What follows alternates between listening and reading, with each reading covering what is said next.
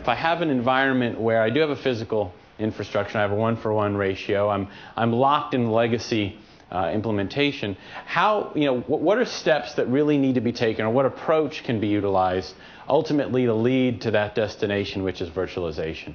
And that's really the premise of what I'm going to talk about in a few minutes. And Bajinder, frankly, was a great straight man and did a lot of the concepts I'm going to talk about today, but I'm going to summarize them in many respects as well.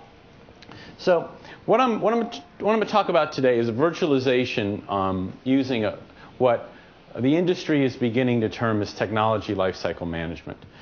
Technology lifecycle management is an approach. It's an approach to creating an environment to understand, or not really creating an environment, but to understand total cost of ownership. The government pushes a lot of the cost of goods and services into the acquisition phase. So what is the cost to acquire a technology is often the way that these systems are approached. And what technology lifecycle management attempts to do is to show that really, if one were to look at the life of an asset or the life of a solution, what are the various elements that are part of that life cycle that one can really map out the useful life of that equipment all the way from the beginning of the assessment phase all the way to very important concepts such as refresh as well as disposal, which are rarely, frankly, talked about in terms of acquisition. Refresh and disposal are usually down the road, someone else's problem. We're not going to factor that in to our approach. And so what this will provide is a virtualization applied to that sort of methodology going forward. So what is TLM? TLM is a long-term strategic methodology for acquiring, financing, and managing technology. So it's, as I suggested, the entire life cycle. Aligns technology services and management of the IT infrastructure to business objectives.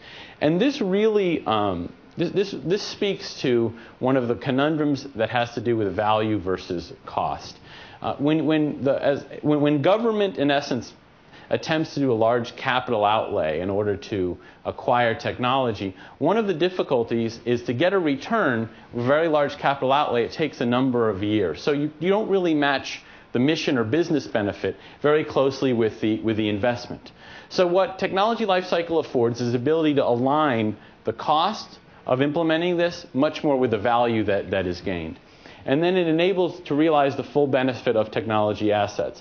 And really what that suggests is that as you push these out into out years and you start to look at refresh as part of the paradigm at the beginning, it allows you to really maximize the use of that asset and also maximize your ability to execute.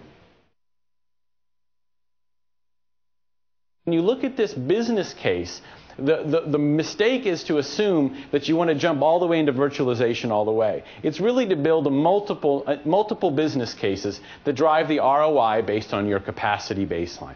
So you can say, if I put my toe in the water in virtualization versus if I went all the way, what is my return on investment over time? And so these business cases are not one business case.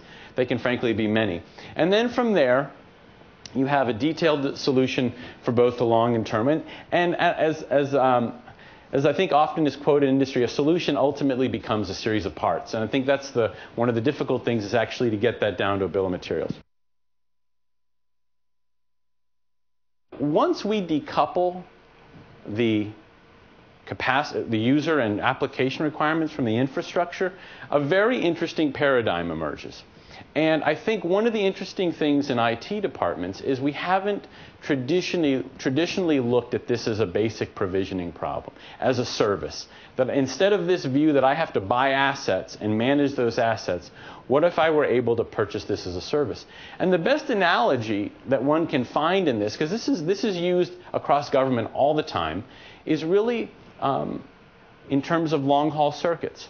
If you had an office in New York and an office in Chicago, you would never dream of buying enterprise-class switches, digging trenches, buying right-of-way to enable access between those sites.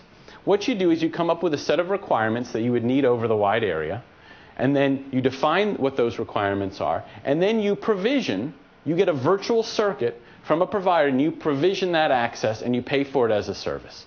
So you've decoupled your requirements from actually the delivery of that service. And so that paradigm exactly applies as it relates to virtualization. That this becomes a provisioning problem, and one can look at acquiring this much more as a service versus trying to build out that problem themselves.